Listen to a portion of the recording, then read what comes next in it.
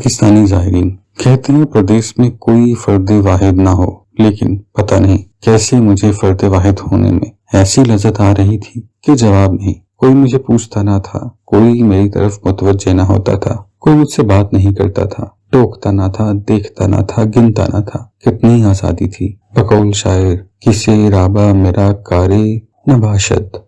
پہل میں نے سوچا تھا کہ کسی ایسے کمرے میں جا رہا ہوں جہاں پاکستانی مقیم ہوں۔ اس خواہش کو پورا کرنے کے لیے میں نے سارے مسافر خانے کا جائزہ لیا تھا، کمرہ گھوما تھا۔ آخر ایک کمرہ ایسا مل گیا جس میں پاکستانی مسافر بیٹھے تھے۔ پرلے کونے میں چند خواتین بیٹھی ہوئی تھی، دروازے کے عین درمیان میں چند مرد بیٹھے تھے۔ باقی کمرہ خالی پڑا تھا، یعنی جہاں 50 زائرین کے سونے کی جگہ تھی وہاں صرف 10 زائر بیٹھے تھے۔ کمرے میں داخل ہونے لگا تو انہوں نے مجھے روک لیا۔ کون ہے تم؟ کہاں جانا ہے؟ کس ملک کے ہو؟ ساتھ کوئی ہے یا اکیلے ہو؟ کیا یہاں ٹھہرو گے؟ چاروں طرف سے مجھ پر سوالات کی بوچھاڑ ہونے لگی۔